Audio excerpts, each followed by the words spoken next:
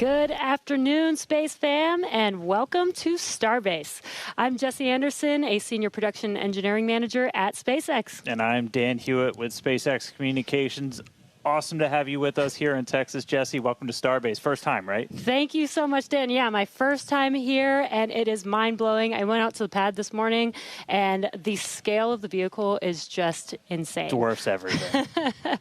And for those of you watching at home, in case you missed the news, Starbase is no longer just a cool name. It is now officially an incorporated city in Texas, and we'll have more on that a little bit later today. Yeah, right now, though, we are counting down to Starship's 9th flight test, currently targeting the very start of our window at 6:30 p.m. Central Time. Good news right up front, not tracking any issues with the vehicle. Weather is gorgeous out there right now. Rain this morning, little bit of wind, nothing now, nothing to worry about. Looking good for a launch. Starship development is moving quickly here at Starbase. So fast, in fact, that we already are reflying the Super Heavy booster today, which last flew on Flight 7. The primary objectives for today are very similar to our last two attempts, except for the booster, which, in addition to flying for the second time, has an exciting return journey planned for its return back to Earth. That's right. It's going to be getting some serious rigor, and pretty important, we are not going to be attempting to catch the booster today. We're going to use this launch to kind of further accelerate the development. We're putting Super Heavy kind of through the ringer, some serious rigor. We're going to go through all of that in just a couple of minutes. We're also hoping to get Ship into space, and it's got a couple of objectives like deploying simulated Starlink satellites and then a range of experiments during its reentry. We're really trying to test the limits, the capabilities of that heat shield, the flaps, the structure, everything about it. Primary payload on this flight, once again, as always, is data. It's definitely a very big day for both stages. There's always a chance we don't reach every objective that we set for ourselves, but success comes from what we learn on days like today. And of course, whatever happens, excitement is guaranteed. Yeah, that's right. Progress is not measured by single flight tests. It's whatever that timeline overall is, and getting us closer to establishing self-sustaining civilization on Mars, making life multiplanetary. Every time we're learning something from these flights that will get us there, that is progress. Exactly. Starship is the first orbital launch vehicle engineered to be fully reusable and built for frequent flight and heavy payloads, just like today's commercial airliners. It's the product of years of rapid development, testing, iteration. We're trying to fly as frequently as possible, fix problems as they appear, and then fly again. It all started here at Starbase back with Starhopper. It was a small single Raptor prototype. Kind of looked like a water tower. We turned it into a water tower eventually. It made its first low-altitude hop back in 2019 here at Starbase. You could tell the pad, that's the pad that we were just looking at. It looks dramatically different now, two towers. But Starhopper delivered. It was able to prove that we could use that Raptor engine for controlled takeoff and landing. And that is so wild to see that there on your screen was just 6 years ago, and now we're here today with a full-size vehicle. So from there, we moved to full-size test articles with increasingly complex test flights that reached progressively higher altitudes. And each test shaped the Starship that we see today on the pad, a stronger, taller, and more refined vehicle. That's right. All right. Now, let's go out there and meet it. Starship is made up of two parts. First, on the bottom, the Super Heavy booster, powered by 33 Raptor engines. Both Super Heavy and Ship are running on liquid methane and liquid oxygen. That second stage, the Starship upper stage, is powered by 6 of those Raptor engines. 3 of them are optimized to sea level performance, 3 for vacuum, so operating while they're in space. And here's a quick look under the hood at all of those Raptors. On the left, that's a view from underneath the launch mount. That's 33 Raptor engines on the first stage, on the booster. And on the right, that's a view inside of the ship. So you're looking down at the top of the booster at 6 Raptor engines inside the ship. Those are what's going to power it to orbit. Now, that second stage is also what will one day carry cargo, payloads, people, everything that's going to space. It's also going to be responsible for in-space propellant transfer. That's where we're going to take 2 Starships, meet them up in orbit. One will be able to transfer propellant to the other. That's a really critical capability for Starship to do all of these missions beyond low Earth orbit. That also unlocks our ability to send huge amounts of cargo, tremendous amounts of people to destinations far beyond Earth. Yeah, the Super Heavy booster is designed to launch, separate, flip, and return to the launch site where it can be caught by the chopsticks on the launch tower. Though, as we mentioned earlier, we are not attempting a booster catch today on Flight 9. Starship re-enters the Earth's atmosphere at the conclusion of its mission, steering itself to a vertical landing or catch. And both stages are designed to return to Earth and fly again, making this the first rocket in history that will be fully reusable. And then just in between the two vehicles is what's known as the hot stage ring. That's a steel structure that really takes the brunt of those ship engines as they ignite, protecting the booster while the ship's still attached to it. That enables us to do hot staging. It's faster, more efficient, kind of shutting everything down and then reigniting. Right now, that hot stage it's single use. It detaches from the booster as it flies back. But in the future, it's going to be integrated right into the top. And then on top of all of that, there's all of the infrastructure that's built up around it to support Starship. We call it Stage 0. That's everything, the launch pads, the propellant farm, launch towers, chopsticks that are catching the booster out of the air, stacking the ship, all of that. And you may have noticed we have a new addition out there near the pad. The orbital launch mount for Pad 2 has officially been installed. That's starting to come together. Just like Pad 1, Pad 2 has a launch mount. That's where you're going to put Super Heavy on top. We also have a launch tower with arms, a little bit shorter on that one. That's going to be used to stack the Starship on top, put the booster on top, catch the booster, catch the Starship. We did put the orbital launch mount on there. That's responsible for routing all of the propellant to the booster ahead of flight. Underneath it, you've got flame deflectors, the water deluge system to disperse all of those forces. The single piece we just lifted in weighs about 1,060 metric tons, which, if you're keeping score at home, that's the same weight as about 10 Millennium Falcons. It's heavy. That's a lot of Millennium Falcons, so Dan. Many. We're also currently in work on Starship's brand new pad at Kennedy Space Center's Launch Complex 39A, and we're hoping to bring that online later this year as well. Tons of progress with Starship so far in 2025, and lots of incredible milestones still coming up. And we are still on track to lift off tonight at 6:30 p.m. Central Time. And right now, it's time to say hi to Chris, who's over there repping the West Coast Ops today. How's it going, Chris? Hey, Jesse and Dan, and welcome everyone to West Coast and Hawthorne, California. As you can see behind me, the crowd is gathering outside of our mission control room here in Hawthorne, and the excitement is really palpable as we continue to count down toward Starship's 9th flight test. Now, our mission control room here in Hawthorne usually serves as the mission control room for our Falcon and Dragon missions once they launch from Florida and California. Now, with Starship, all countdown and mission control operations actually use the same flight control team from the same location at Starbase, which you can see on your screen now. But as we develop a vehicle like Starship, we want as many experts watching over its various systems as we can. And that's what we use the mission control room here in Hawthorne for during Starship flight tests like today's. The folks in mission control, which you see now on your screen, are the responsible engineers for Starship's various systems. This includes things like booster systems, stage propellant, our ground stations, flight software, the loads, and the vehicle structures as well. And having this support gives the flight teams in Starbase immediate access to our engineers' knowledge, which is really, really important when we're making informed decisions very quickly in a test program like this. This setup has been great for Starship flight tests so far, as we've handled things like propellant temperature differences, as well as day of launch winds that can affect the loads placed on Starship structures during launch, and particularly during the descent of the Super Heavy booster back to Earth. So having all of these responsible engineers ready to support is crucial during Starship testing, where we place hardware in flight conditions quickly to iterate and make the best and most reliable rocket that we can. So it's definitely a full house, a growing full house here in Hawthorne for our 9th flight of Starship today. Every flight brings us a step closer to a future where Starship is flying multiple times a day. And I'm sure you all feel the same way down there in Texas, Dan and Jesse, but I can't wait to see Starship's launch today. How about you? Yeah, can't wait to see it, Chris. As you can see, props loading on the vehicle is just a little under 2 miles away from us, and we're really excited.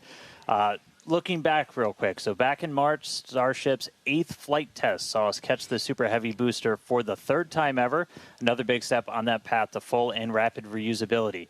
unfortunately, the Starship upper stage did experience what we call a rapid, unscheduled disassembly before it finished its climb to space, which meant we didn't reach all of those additional mission objectives that we had set. About 5.5 minutes into ship's ascent burn, a hardware failure in one of its sea-level Raptor engines took out that engine, the 2 remaining sea-level engines, and a Raptor vacuum engine. That's 4 of the 6 engines that ship has. This was a different failure than we saw on Flight 7, and the fixes that we put in place did work as expected. So to assist with anything like debris cleanup, we can coordinate with all the necessary parties, organizations, administrations for safety in advance and in an ongoing basis during our test campaigns to plan for as many possible outcomes. Definitely do want to say thank you, though, to the people of the Bahamas, the government of the Bahamas, who worked with us so closely since Flight 8. We took full responsibility for the cleanup, and in doing so, we had people on the ground in the Bahamas within 12 hours to help with debris recovery. So all that said, we're moving forward in our development cycle with safety at the top of mind, and we fly again today to get this current iteration of ship to space and back. That's right. Putting hardware in a flight environment as frequently as possible so you're seeing how things behave all together in the real world. Then you're solving problems as they pop up. That's how SpaceX developed their very first rocket, Falcon 1. Same philosophy was used to develop Falcon 9. Today, we're looking to get our first re-entry with the latest iteration of ship while intentionally stressing the super heavy vehicle during its return to get data on its boundaries. And by stressing, we mean that we'll be pushing the flight envelope of super heavy as we fly at a higher angle of attack during descent towards the Gulf. Angle of attack in this case means that super heavy is pitched up to maximize drag and slow return. Because of this test, we will not be attempting to catch and recover Super Heavy, which again is flying for its second time today. So for a brief moment, this booster will hold the title as the Super Heavy flight leader. That's right. All right. Lot still ahead for today. Let's get into it real quick with this overview. As always, everything starts with a liftoff. 33 Raptor engines igniting. Super Heavy pushing itself and Starship into ascent over the Gulf. It's going to continue for about 2.5 minutes before we get to hot staging. Ship will ignite in its engines. Booster will do its boost back burn and begin its flight experiments back for a hard splashdown in the Gulf of America. Meanwhile, ship continues its burn into space. And ship will remain suborbital. We will be deploying 8 Starlink simulator satellites and then head towards re-entry. We'll relight a Raptor engine as well as test experiments during re-entry, such as missing tiles, metallic tiles, loading the vehicle's flaps, and then ship will attempt a flip maneuver. And if all goes planned, we'll conclude the test with a soft water splashdown in the Indian Ocean. So that's what we have on the menu for Flight 9 today. Whole lot. Flight 8's RUD taught us new lessons about Starship hardware, specifically the Raptor engines. And as we touched on earlier, the root cause was traced to a hardware failure in one of Starship's 3 center Raptor engines. Yeah, just since that flight, we've done more than 100 long-duration Raptor tests at our facility in McGregor. Huge shout-out to that team for really putting in the work to better understand what happened. As a result, the engines that are on Starship's upper stage on the pad right behind us have a few changes. One of the key ones we did was additional preload on some of the joints, essentially some additional torquing, a new nitrogen purge system for the engines themselves, and made some improvements to the propellant drain system. After our first ever Super Heavy refurb campaign, we static fired with all 33 Raptor engines. This was a chance to see all the hardware operating together, and for this flight, our teams had an opportunity to make adjustments or hardware replacements for this first ever reflight of the Super Heavy booster. And then it was ship's turn. We took it through several static fires. First, we did this short duration single engine burn to simulate an in-space reignition of Raptor using those header tanks, those smaller tanks up in the nose cone. We also completed a longer duration 60-second burn with all 6 engines. So where you're really putting the entire propulsion system that's going to be used for the ship's ascent into space through the paces, making sure everything's working together before we go stack it on the pad. And in the end, these changes represent the core of our test program. And reflying a booster for the first time is a major milestone, especially so early in the flight test program. Now, Falcon did it in just over 30 flights. And Starship's doing it today on just its 9th flight. It's not wild just because of how much faster that is, but just how much bigger Starship is. Falcon 9 can lift about 23 metric tons into orbit. Starship is designed to lift 200. That is so exciting. And on top of that, we're also reflying engine 314 for its third flight, which you might recall is the engine with a pie on the nozzle. And there you can see that engine there. It is a milestone, most definitely, but we do remain focused on getting to the point where no refurbishment is needed between any of the flights. Yeah, that means we want to launch it, bring it back, look at it, reload propellants, go again. That is really what's key. That is what full and rapid reusability will look like. We're coming to you today from Star Factory, our new 1 million square foot manufacturing facility in Starbase, Texas. The Super Heavy booster is the first stage of the Starship launch vehicle stack. It's the largest boost stage ever developed for any rocket ever. Having the largest rocket ever is a very cool engineering feat, but the thing that really makes a difference is the ability to rapidly reuse that rocket to launch many other missions. Reflying Booster 14 is an important first milestone in that we have proven that we can recover a vehicle, turn it around, and fly it a second time. But it's not a victory lap yet. From an operational perspective, an ideal state looks like a vehicle where very few things have to happen on it in order to take back off again. So we catch the vehicle, put it back onto the launch mount, put a new ship back on top with its payload, refuel, and take back off. And that same booster will come back to the launch mount, and we do the same thing all over again. Falcon is, reusing at a pretty high rate, and we get to go look at them and say, what did you learn? What is good? What is bad? And as we continue to build the Starship process. Zero-touch refurbishment really looks like a commercial airliner. The advantage we have on Booster relative to when we developed Falcon 9, for instance, is this was really designed from the outset for rapid reusability.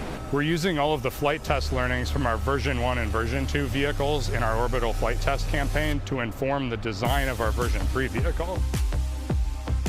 The next generation vehicle will be the first time that we've really attempted to make rapidly reusable thermal protection on a rocket. In the next iteration, we'll be able to add in new innovative materials and regenerative cooling that will enable rapid zero-touch refurbishment. Rapid reusability, the ability to fly, turn the vehicle around, and refly again immediately is really the key goal of the Starship program. It is so cool to see our teams working together as Starship is learning from Falcon with reusability, and now we're seeing Starship do the same thing today. So all eyes on the rocket on the pad, getting ready to launch in just about 17 minutes from now. That's right. Looking at our levels real quick, we're a little bit more than halfway full on fuel and LOX on the booster, over 80% full on the ship. Still have to fill those header tanks, but everything looking good. We're not tracking any issues on the range. As a reminder, we watch sea states, air, and land around the launch site here and also over in the Indian Ocean where we're going to be doing our reentry. Not tracking any blockers to launch at the moment. Weather is gorgeous, has not been a concern all day for launch. We've been moving through all of our pre-flight checkouts pretty smoothly so far this morning, getting the ship and the booster ready for prop load, making sure guidance, navigation, and control are aligned. Everything's ready to go. You can see with the frost coming off, we're getting pretty full. We started loading all of the propellants on board both ships about 45 minutes or so before launch. They kind of stagger where we start with ship and then move into booster. We're going to continue loading these propellants on board until just about 3 minutes before liftoff. We'll close out on the ship first and then on the booster. But bottom line, everything's looking great. Not tracking any vehicle issues, range issues, weather issues. We're looking really good right now for a launch at the top of our window right at 6:30 p.m. Central. Yeah, seeing the propellant loading is making this getting more and more exciting. Today is going to be a wild ride for Super Heavy. We're putting the booster through several tests to expand the envelope on its capabilities and get flight data to make its return and catch more reliable. Now, another unique change in today's flight will be the addition of the first ever directional flip of the booster. That's right. If you followed previous flights and you kind of wondered to yourself, why does the direction of the booster flip seem random? Surprise, it's because it was. We've got a couple of views from previous flights where you'll see the booster kind of go in different directions. And it was really small differences in the thrust of those ship engines. As they started up, they would nudge the booster in an initial direction. And so the booster would essentially sense that and then lean into it, and it'll react, the engines will gimbal, and then it'll continue the flip. That was the easiest option technically, but you do take some performance hits since you're essentially setting aside propellant to accommodate every single direction for a flip. Exactly, but if we know which direction we're flipping, then we know how much propellant we will need and can instead use more of the propellant to burn longer during ascent, adding more velocity to ship and increasing how much payload it can ultimately deliver to space. Yeah, so today I got my trusty Super Heavy here.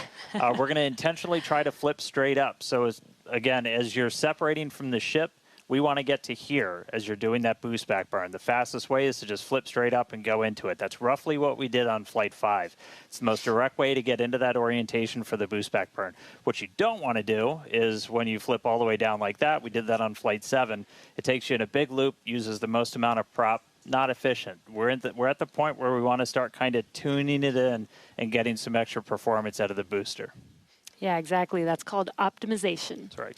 To accomplish this, we made some changes to the hot stage adapter, welding reinforced panels over the vents in the direction that we want the booster to go. So when the ship engines ignite, the thrust will push against the blocked vents, which means that the nudge will be in the direction that we planned for. And then when we go to the next generation of ship and booster, we plan to control the flip direction by fine-tuning the engine startup sequence on the ship. Yeah, that's not the only flight experiment that we have planned for the booster today. We're not attempting a catch, so we're going to try and gather additional data that's going to improve performance on future boosters. We're also going to try and see how resilient we are to things like losing an engine during the landing burn. By sending the booster out to sea, we're able to do these higher risk tests without risking the launch pad. As you might have heard earlier, we're going to be doing what's called a higher angle of attack. Basically, instead of coming straight down, we're going to tilt up a little bit. That gets you more drag on the booster. You're able to use just aerodynamic forces to slow you down. The slower you're going at the start of that landing burn, the less propellant you need, because really you're just focused on slowing down as much as humanly possible when you fire that up. So by already going a little bit slower, we'll get some benefits to our performance and our reliability on those burns. Yeah, exactly. And there's definite uncertainty in how well the booster's grid fins and structure will be able to control its flight when we get into higher angles. So don't be surprised if it isn't a smooth descent for the booster down to its splashdown point today. The most important objective of this portion of the test will be getting actual flight data to help anchor our models. Now, we're hoping to fly the next generation of super heavy boosters at even higher angles of attack. So this test today will give us a better idea of what is feasible. Now, on top of all of this, we're going to see how resilient Super Heavy is to engine failures at the most critical times. Yeah, we're going to intentionally disable one of those 3 center engines and instead use an engine from the middle ring that's kind of right behind it. Those center engines are what we nominally use at the very last part of a landing burn as you're just kind of fine-tuning the booster's path into those waiting chopstick arms. This is going to act as a real-world simulation of a pretty scary situation where engines are not starting at probably the worst possible time, but we're going to do this without risking the pad. And then, at the very end of the landing burn, we're going to cut one more engine off and go down to only those 2 center engines.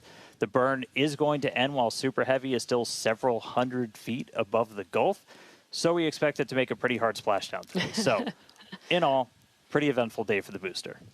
And as many of you may know, water landings are actually uncommon for SpaceX. While other launch providers expend all of their boosters after flight, we land and reuse most of ours. All of these tests are going to help us improve future generations of Super Heavy until we reach its fundamental design, a fully and rapidly reusable and reliable rocket. All right, let's check back in with Chris in Hawthorne. How's it going, Chris? Hey, Jesse, my colleagues here in Hawthorne definitely agree with you. We can't wait to see the Super Heavy perform its second flight and see all of the work from our thousands of engineers and technicians in action today. Now, while this reuse milestone is incredibly important for Starship's development, Super Heavy boosters are not the only vehicles that we reuse here at SpaceX. We're big on reuse, and our Dragon fleet is another example of that reuse. And we actually control those Dragon missions from right here in Hawthorne in the mission control room that we talked about a little bit earlier. For Dragon and our human spaceflight program, this month also marks a big milestone for SpaceX, our 5-year anniversary of human spaceflight. Now, NASA astronauts Bob Behnken and Doug Hurley got us started back on Demo 2, which was notable for being the first time since the retirement of the shuttle program in 2011 that people launched to orbit from U.S. soil. Now, in those 5 years, we have launched 17 human spaceflight missions, 11 for NASA, and 6 commercial missions, including Polaris Dawn, with our first commercial spacewalk in history, and From 2 earlier this year, which became the first human spaceflight mission ever to explore Earth's polar regions. We've flown a total of 66 crew in those 5 years, and we are expecting that number to grow significantly in the coming years. Now, most recently on our From 2 mission, the crew offered unique glimpses into the orbital spaceflight experience. And this was honestly just so cool to see. Thank you to our Starlink teams for making everything with the From 2 crew shared possible. This honestly made me feel like I was right there with them in Dragon. They were living, they were working, they were relaxing, they were doing their experiments while also having fun. Basically, just being people and inviting us along for the ride. And that was really meaningful. Being invited up there really showed how these are just the early days on the road to making life multiplanetary. And the vehicle that's going to make all of that happen is Starship. And Dan and Jesse, I don't know about you, but that is definitely a future I have wanted since I was a little kid, and I cannot wait to see us make it a reality. Yeah, right there with you, Chris. It's the fact that we're getting close to that being reality, that the vehicle that's going to go is sitting on the pad right there. Like, that's endlessly exciting. All of that's going to include sending humans, all of the infrastructure for a permanent presence on Mars. And we're looking ahead to sending the very first Starships to Mars as early as next year. Yeah, this will help prove that we can actually get to Mars with a focus on learning as much as possible while demonstrating what will be needed for Mars transit and landing. But before we can make life multiplanetary, we have to build the starships that will make this all possible. That's right. And that's happening right here, Starbase, Texas, the gateway to Mars. This is where we're soon going to be launching up to 25 Starship launches per year from here at Starbase. And the place is changing every single day. We've grown quite a bit just in the last couple of years. There's a couple hundred employees, their families living amongst actual rockets.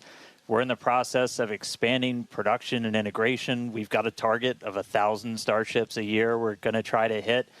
And recently, we did become a city of our own. We're the first city in Cameron County in 30 years. And that's just going to help us scale more quickly, try to build out the best community possible for all the people that are building the future of humanity's place in space.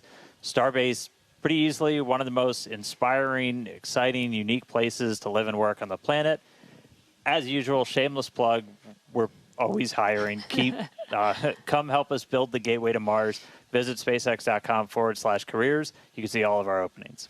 And this is my first time in Starbase. And Dan, the Star Factory is a manufacturing engineer's dream. To be able to build a factory like this at such a large scale with such a large scale vehicle is so wild to me.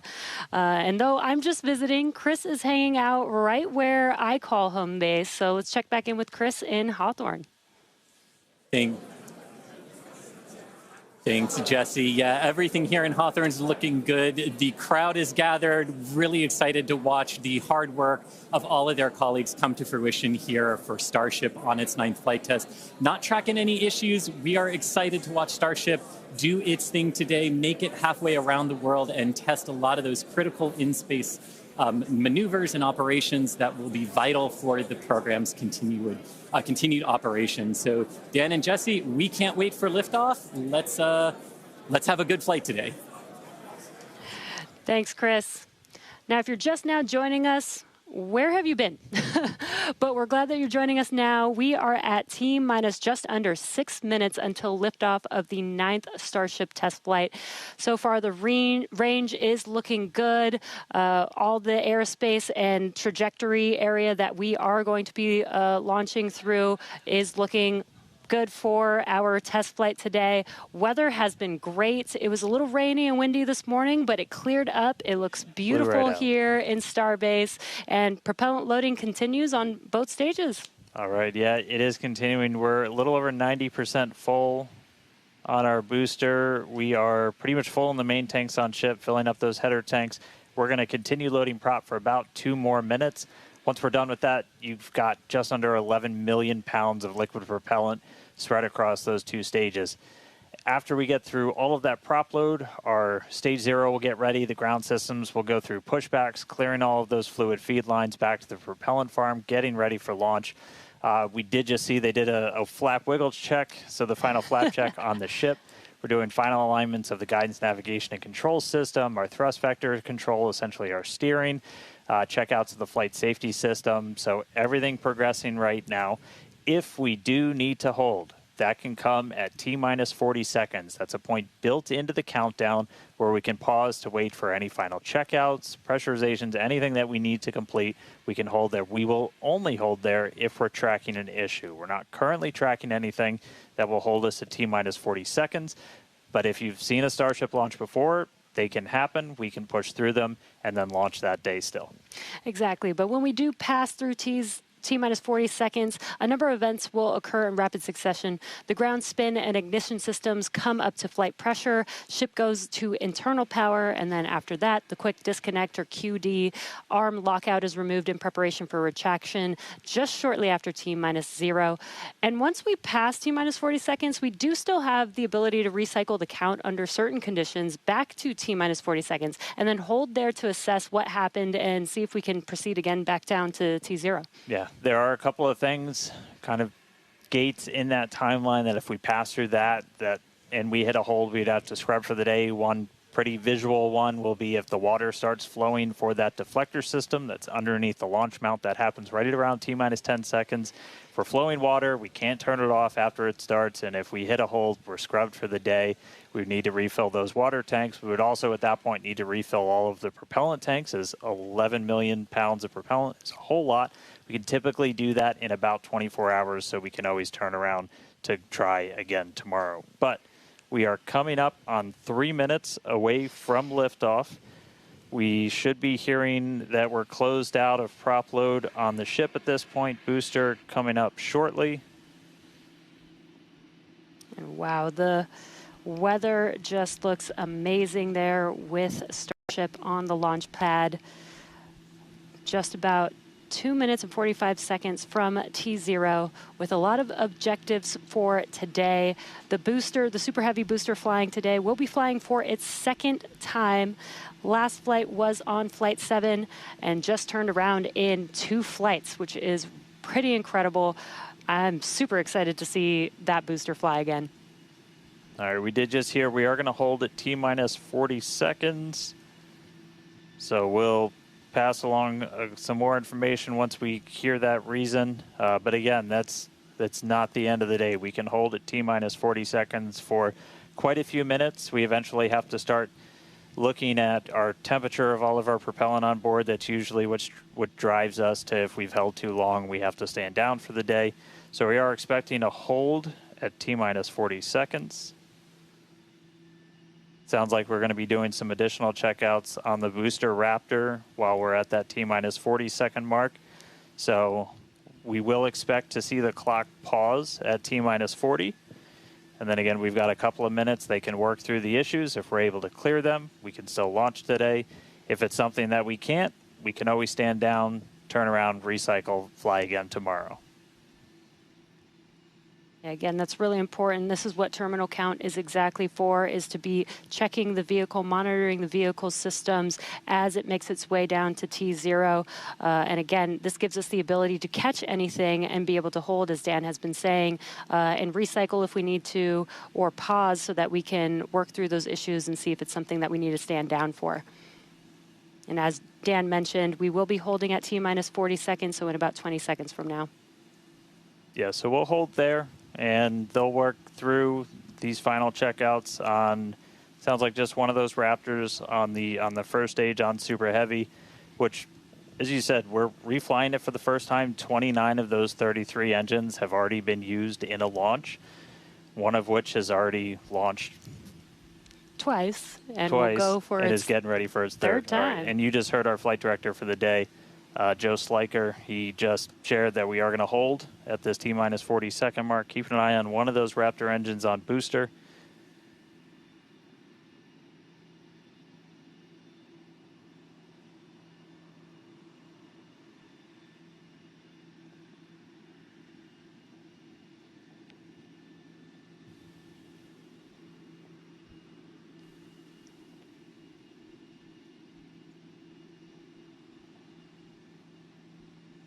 And if you're just now jumping in, we are holding still at T-minus 40 seconds. Watching one engine, waiting for temperatures to kind of get to a zone that we want them to on one of the engines on the booster, on the Super Heavy booster, getting ready for its second ever flight.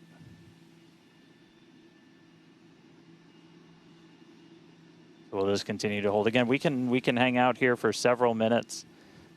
We held for a while on the first attempt last time and then cleared it, and then we triggered a different issue on the ground side. But again, this is exactly what it's for. This gives us the best chances at success. And the clock is rolling. There we go. All right. T-minus 30. Let's listen in. Watch that first flight proven Super Heavy. Get ready to take off from Starbase.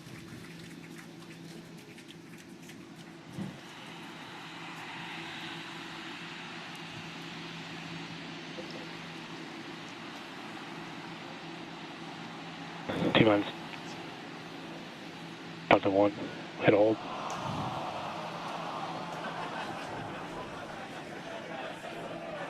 We did have a hold, and looks like the clock jumped back to T-minus 40 seconds.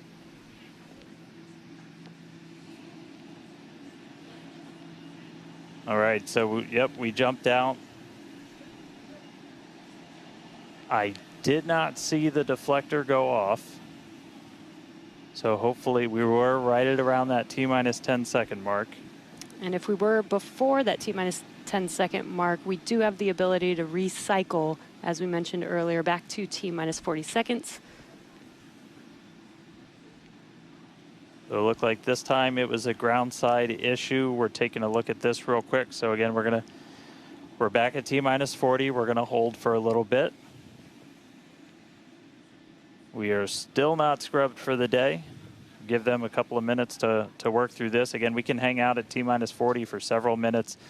Eventually, we start looking at your bulk temperatures and all of your propellant on board the vehicle. We're not actively replenishing the propellant on board Super Heavy and Starship, and so you don't have essentially forever to hang out before things start to warm up. And you do want to make sure your temperature's in a really stable range for a healthy startup on Raptor engines. So they're going to work through this issue. We can continue to hold here for a couple of minutes. What's launch without a little extra added excitement?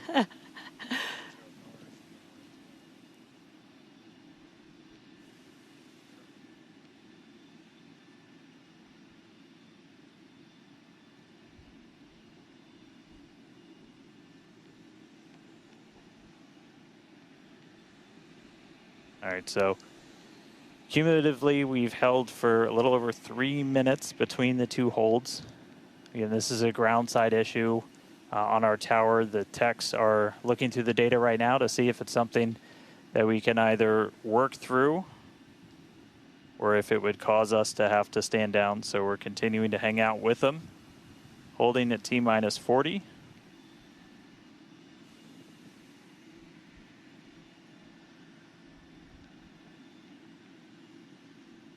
If you're just joining us, we did initially hold at T-minus 40 seconds. We continued the count, but recycled before we got to T-minus 10 seconds. And so we're back at a hold at T-minus 40 seconds, waiting for more information. The team is checking out to see if we can continue today.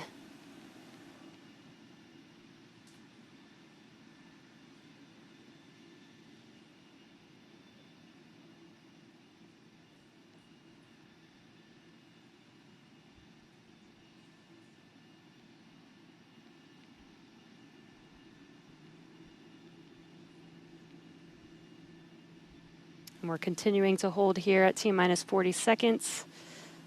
We've been holding for just about 5 minutes now as the teams evaluate if we can continue to T0 for Flight 9.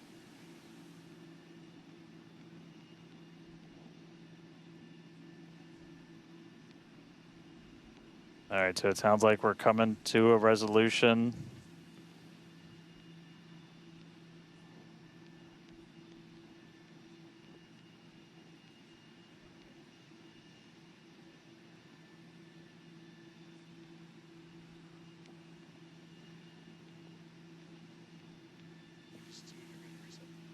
All right, so we are getting to a resolution. We're going to reset everything.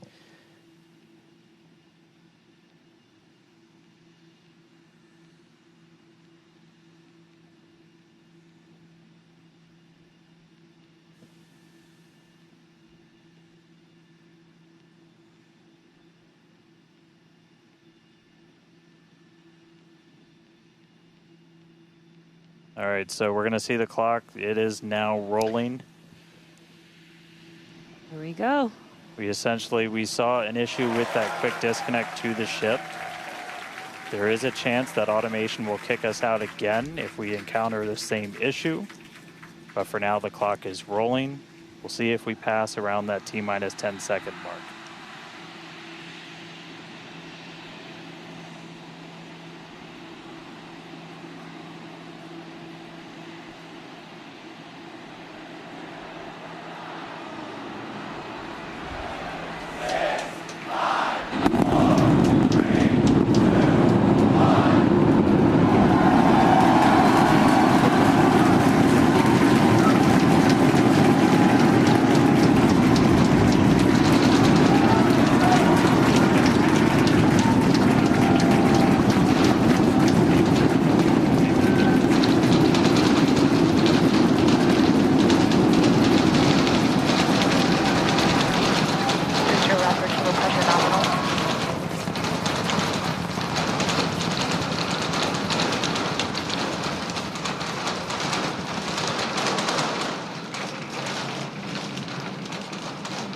T plus 40 seconds, it's one hell of a sight from here. We see it arcing right over top of us. We see 33 out of 33 Raptor engines lit on Super Heavy as it starts to ascend skyward.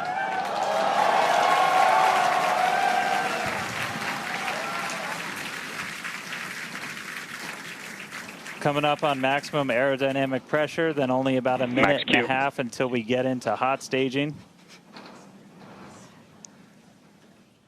Wow, Dan, that was incredible. We could feel the building shaking here, feel the vehicle's power. Now we're just about a minute away from shutting down those engines on the booster. Again, this booster is flying for its second time today. All right, so hot staging coming up a little under a minute. We're going to see all but the 3 center engines turn off on the booster. So our version of MECO, most engines cut off. And then just a few seconds later, hoping to see 6 engines ignite on ship to push it away.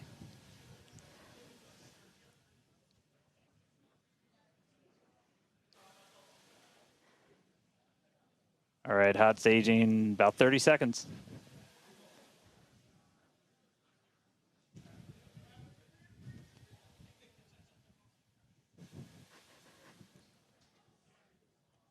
And definitely keep an eye on which way the booster flips. First ever directional flip we're going for today. Should flip straight up.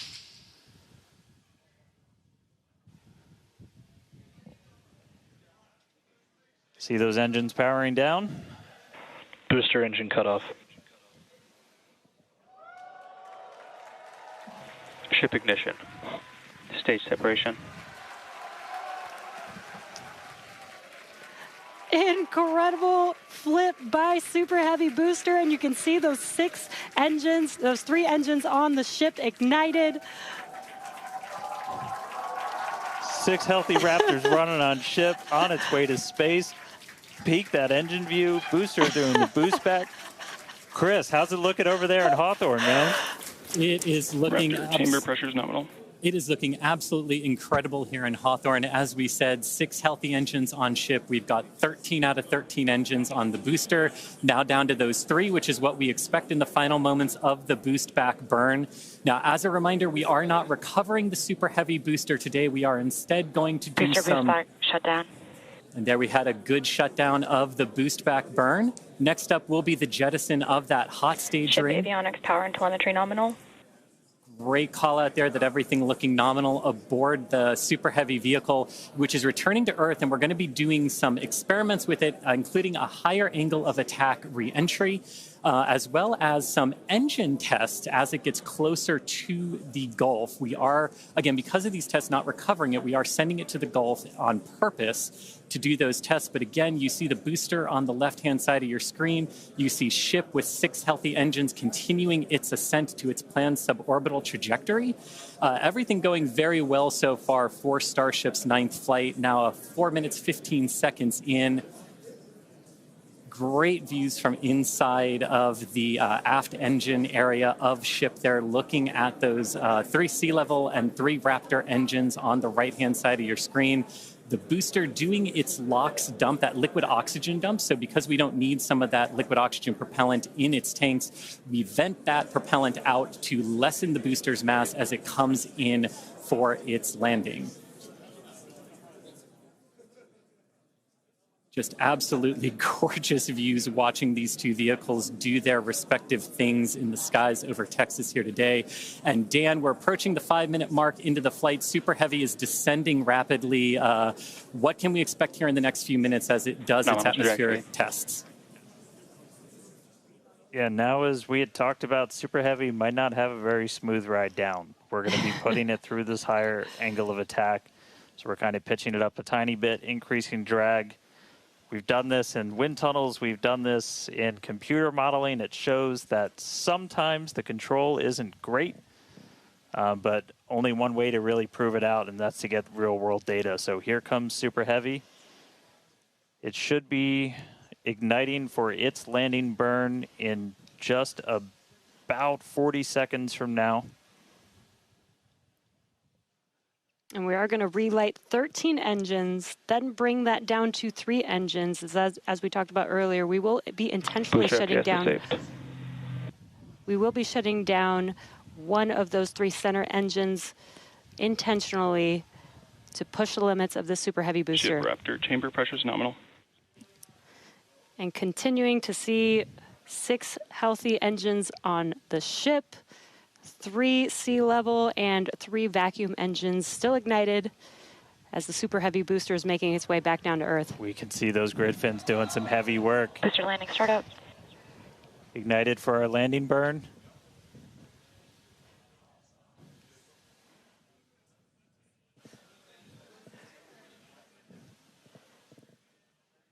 It may have ended with that landing burn. Does look like we lost telemetry from the booster once we started into that landing burn.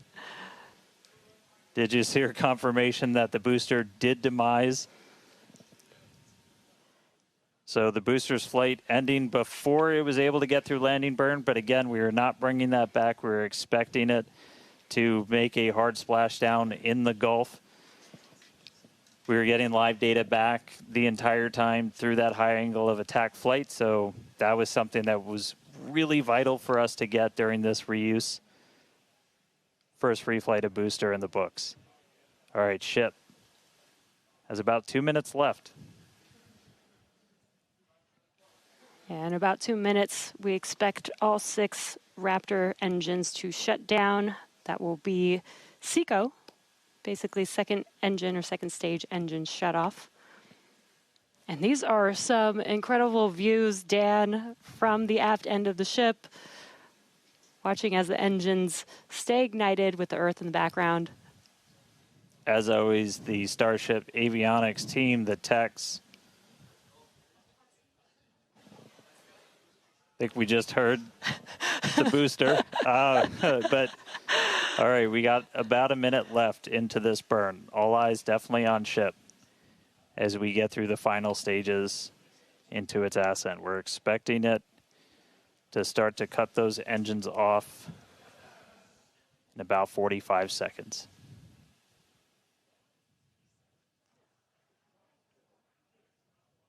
Terminal guidance.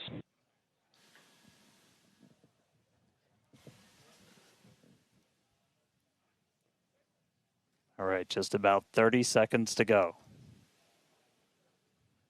We're in terminal guidance in the final stages of this ascent burn.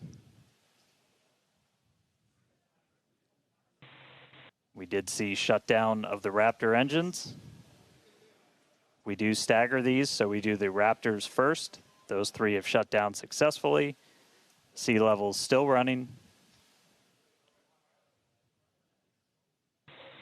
Ship engine cut off.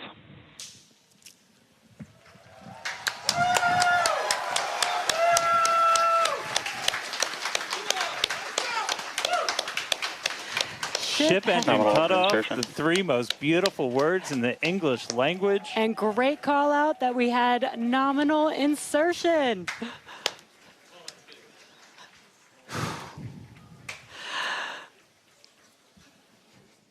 An incredible flight test so far today. We reflew a super heavy booster for the very first time in 9 test flights. Ship is in its orbital trajectory. Again, it's going to remain suborbital for its mission today. But it ignited It ignited all 6 of its engines and made it all the way through SECO just now.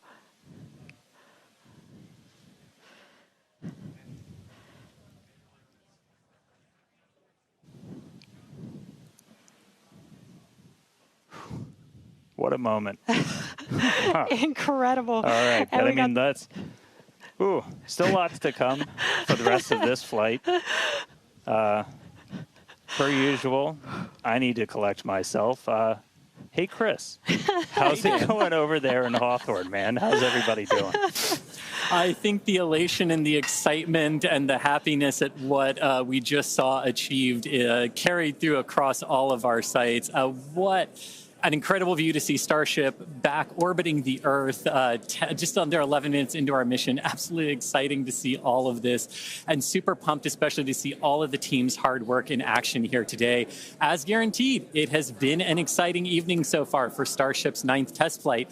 We lifted off a little bit after 6:30 p.m. after a couple of holds that were triggered at the T-minus 40-second mark, but we were able to clear those, one on the Raptor, one on the tower, and we were able to lift off successfully from Starbase. 33 out of 33 Raptor engines lit on the Super Heavy, all 6 engines lit on Ship, bringing it to its planned suborbital trajectory around Earth. But as Dan said, we've got a lot still coming up in our flight sequence. So coming up at about T plus 18 minutes, 26 seconds, we'll have the first deployment of simulated Starlink satellites planned from Starship. That will be followed at about T plus 37 minutes and 49 seconds by the relight of a single Raptor sea level engine in space. This is going to help us gather data on our ability to do a deorbit burn for future Starship missions that will go orbital. And then, of course, one of the biggest tests yet to come is the new heat shield modifications to Starship. And that'll start with re-entry into Earth's atmosphere at about the T plus 45 minute mark, which should take about 16, 18 minutes to complete. And now today's reentry is going to test that heat shield like we said, specifically how Starship will hold up to 100 missing heat shield tiles on its thermal protection system. Now, we purposely took those 100 tiles off over very critical areas of the vehicle to be able to safely test on a flight like this suborbital trajectory into the Indian Ocean what might happen on an operational flight in those areas if we were to lose the primary heat shield tile over Starship. So very critical test coming up. And then after that, we'll have the final descent where we will again be pushing Starship to its limits. We definitely pushed the booster to its limits today to gather data, and we're going to be doing the exact same thing on that ship, seeing how the ship handles various flight conditions that we will need it to fly in as we look to one day soon bring ships back to Starbase for catch and reuse. Now, while there are payload simulators on Starship for deployment today, as we will see in a few minutes, the primary data and the primary payload for today is the data.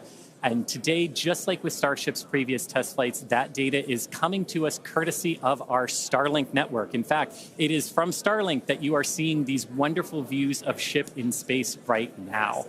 So, and I can't wait to see Starlink really provide those epic views and that data transmission during reentry, which is very, very critical to getting that data during reentry. So, Dan and Jesse, it's been an exciting day so far. There's more to come as we get ready for Starship's first ever payload deploy. What can we expect next here in the next few minutes?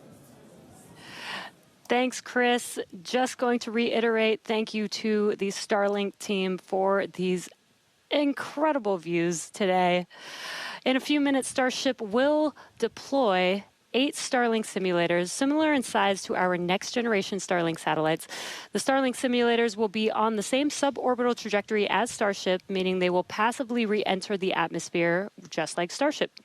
With tests like these, we can see how Starship's payload deploy systems work in flight while ensuring that the simulator satellites pose no safety risk to people on Earth or for other satellites in orbit.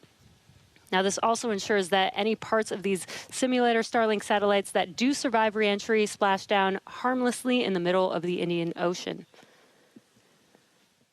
And then before we get there, though, we're going to have to open up that payload deploy door. So we've only ever done that one time before. Pretty sure it was Flight 3. Someone on the internet, please check me. But that was the only time we ever opened it. And we've had Starlink simulators on the last 2 flights, but we haven't gotten to this moment yet where we're able to open up the payload door and start deploying these. It's going to be pretty cool. We've got them stacked inside of the Starship payload bay, and we'll have potentially a couple of views. You saw one camera pop up. Oh, there we go. Look inside of the payload bay of Starship. You can see them stacked down in the middle of your view. There's kind of 4 on either side, so they're sandwiched on top of each other, a stack of 4 right behind each other. And then we're going to pop the door open. It's on the right side of your screen, so we'll see that open up and then start firing those Starlink simulators out into space. We are expecting the payload door to open in a little over a minute from now. And then once that payload door is open, about a couple minutes later is when we will start dispensing those Starlink simulators. That's What a great right view. at the bottom of the stack. So should be able to see them kind of firing out from right there. So really cool.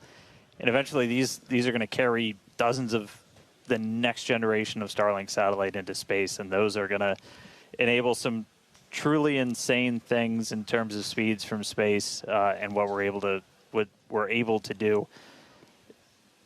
Starlink's been really great for Starship, obviously.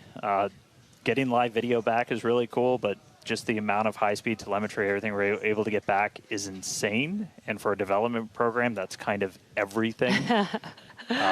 We're in excess of 130 or 160. My numbers are fuzzy right now, just like my brain is.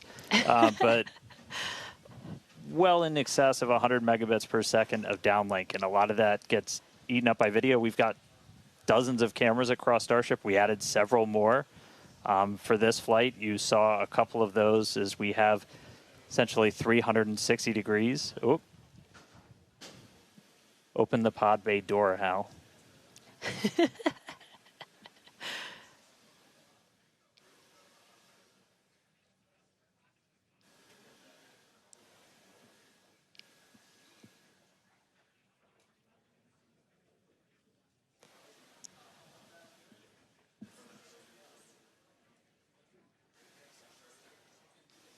Now we are expecting the payload door to open any moment now, so we're watching out for that. Again, you're looking at the inside of Starship as it's suborbital.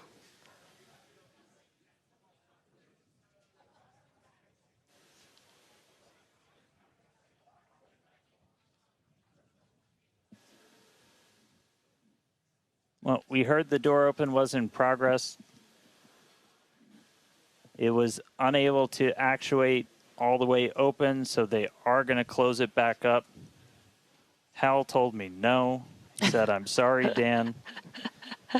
Can't do that. Looks like we won't get the door open today. But that's okay. This is obviously a test we want to be able to do before we're deploying full-on Starlinks. But the real focus for this, now that we are in space, is getting to that reentry. That is the most critical phase of Starship that we still have to prove out.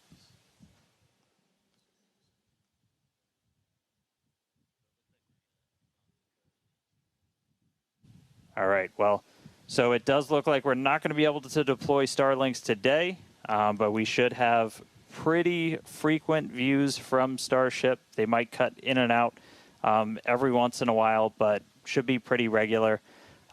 We are in darkness right now, so might be a lot of black, but the cool part is when we get to reentry, it's going to be daytime. Yes, and we did that on purpose so that we can get some live daytime views as ship is returning back to Earth. All right, so we are going to take a break. Enjoy these views as we get them. Enjoy the tunes. We'll be back in a couple of minutes when we get ready to relight one of those Raptor engines on orbit. See you soon.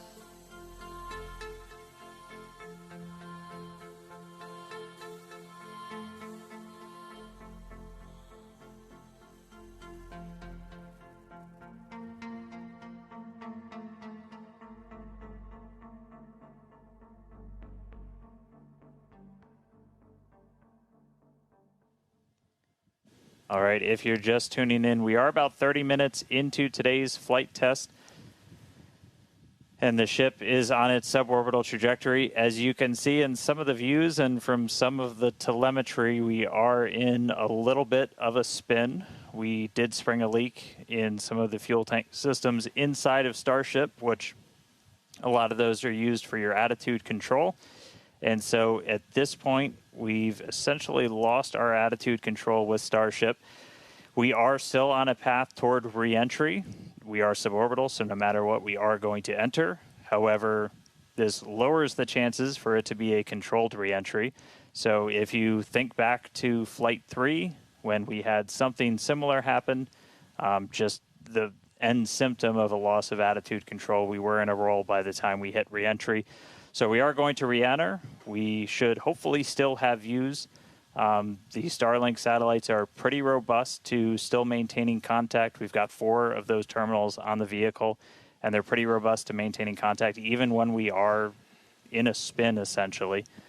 So we should hopefully continue to keep live views. It's going to still be dark until we get a little bit closer to entry, as we are a little bit, we're coming up on Africa. I believe we do swing just to the south of that continent. And by the time we start heading out over the Indian Ocean, we'll start heading into a sunrise. So, not looking great with a lot of our on-orbit objectives for today, where we were hoping to do the PES deploy and relight an engine, and then really importantly, get into that controlled entry to really put the heat shield through the ringer. Nonetheless, Starship marching forward towards that re-entry over the Indian Ocean. So we'll continue to hang with it and give you any updates as things continue to change.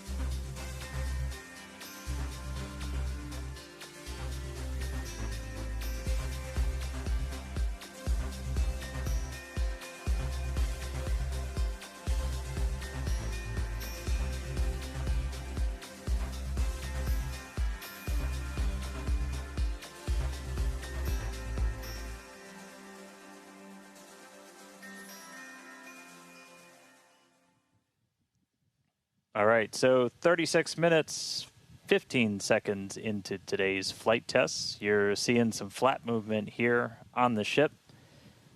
If you've been following along, we have essentially lost attitude control on the ship at this point.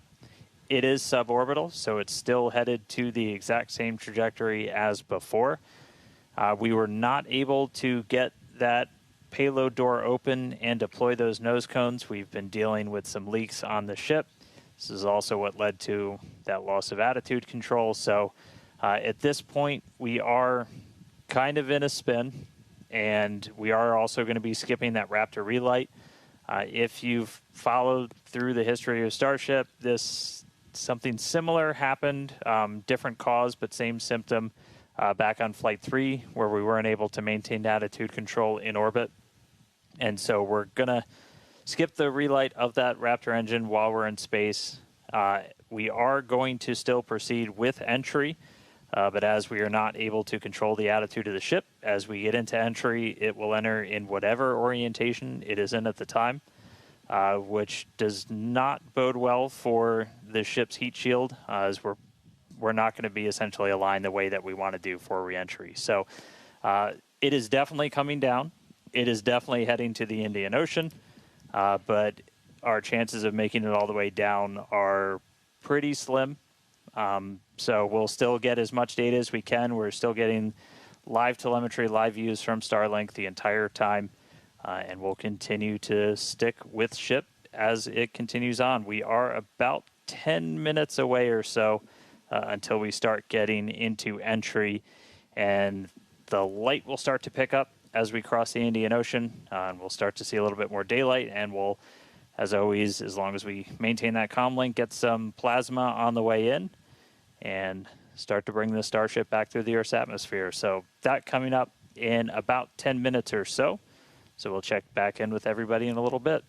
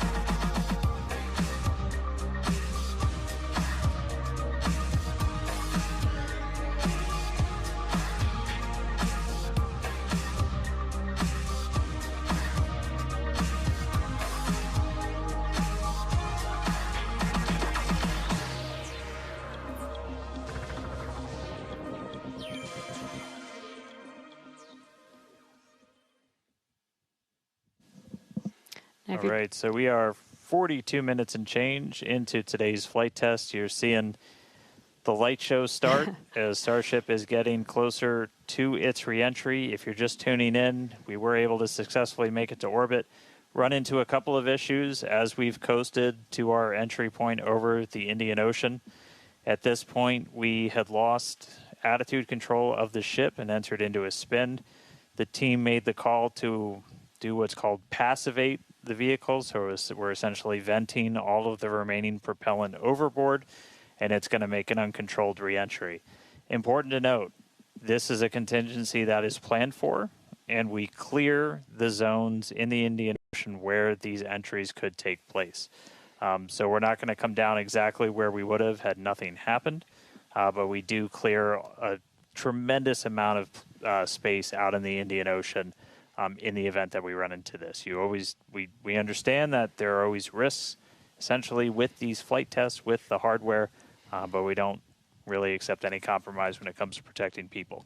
And it is one thing to note is we will actually still re-enter in our planned airspace zone, which is good. That is exactly what we planned for.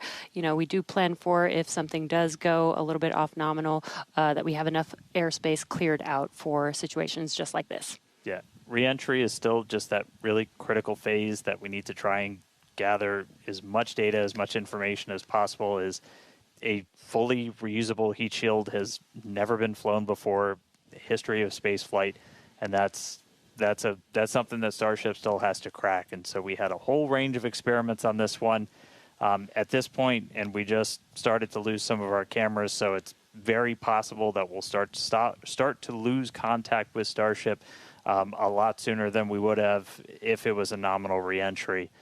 So we are expecting it to break up essentially on its reentry over the Indian Ocean. So not able to do a lot of our on-orbit objectives today, but just the fact that we, got it into space was just a really big moment for a lot of the team. Yeah, and another thing to note is that Super Heavy did fly for its second flight today. It first flew on Flight 7, and it made it all the way to our shutdown of all the engines and stage separation, getting ship into its suborbital trajectory today. It did ignite its 13 engines, but it did demise at that point. We did plan to fly it back down to Earth at a higher angle of attack, and we do expect it to stress the vehicle a lot more than what we've seen previously. So it's not unexpected that we did lose the booster before we got to the actual landing. Yeah. So we're gonna continue to hang out and see if we get any updates on ship. It does look like we might be getting some video back soon. There we go.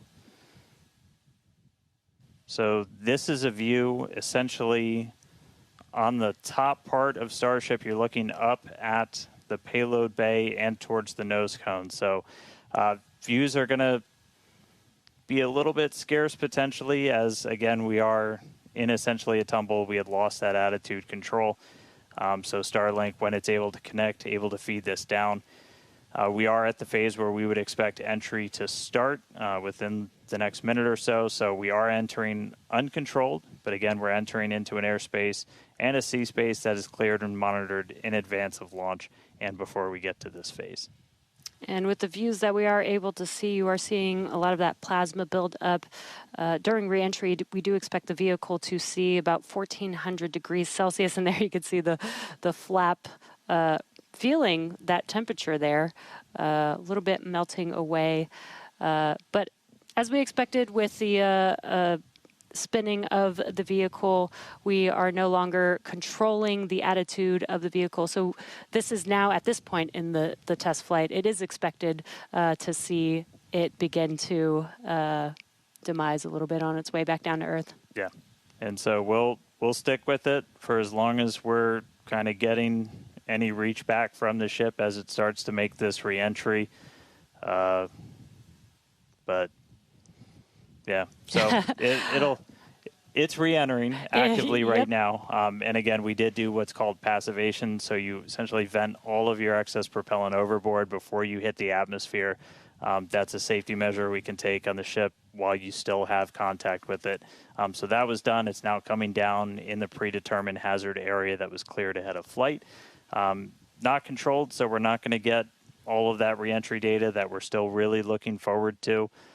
This is kind of a new generation of ship. It has different flaps, improved heat shield, a whole lot of things that we're really trying to really put through the ringer, as there's a whole lot we still need to learn before we get to kind of the next step that we're hoping for, which is going to be that ship going orbital and eventually coming back here for a catch. So getting through one of these fully is going to be really important.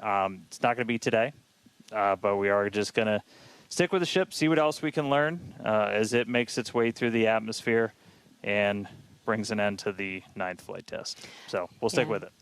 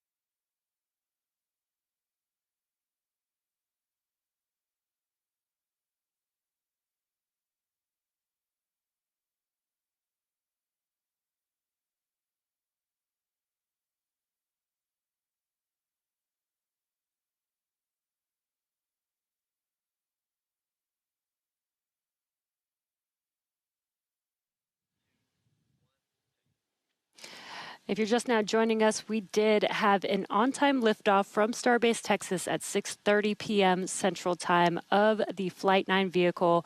We did have some incredibly stressing objectives today. The Super Heavy booster flew for its second flight. It first flew on Flight 9 and made its way to take ship all the way up to stage separation, doing its second flight ever, which is pretty incredible. We did lose the booster on the way back down, as we did fly it back down at a higher angle of attack. So as expected, we did have it demise on the way back down. Yeah, we were able to get all the way to that landing burn, though. So we made it through that higher angle of attack. So a lot of great data that's going to help us improve those future booster flights. Yeah, we did do the directional flip, and it worked. Yep. It was actually Flipped a great right view direction that we saw. And then ship continued, 6 healthy Raptor engines in the beginning of its flight, making it all the way to SECO and coasting for quite a while.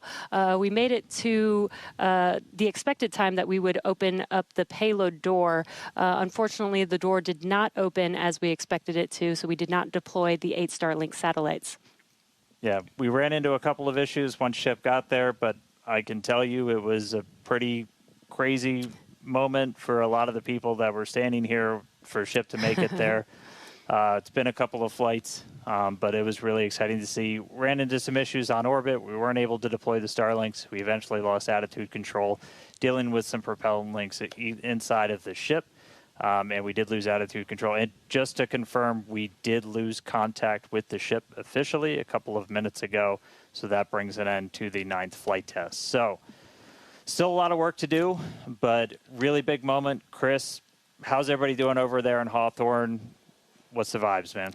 Yeah, I mean, it's a test program, and that's what we're here to do. We're here to learn, and that was definitely the vibe and the atmosphere here at Hawthorne. Would have been great to see SHIP get all the way through its objectives today, but with all of that data that came down through the Starlink system, we're definitely going to learn, and we're definitely going to fix that and push forward. Also, great to see the responsible engineers here in Mission Control talking with the flight control teams in Starbase. We talked about how it's great having that expert knowledge on console to be able to go to at a moment's notice, and that really helped us make the right decisions in orbit today when we decided to passivate the vehicle. So we will be here looking forward to Flight 10 and some success on future flights.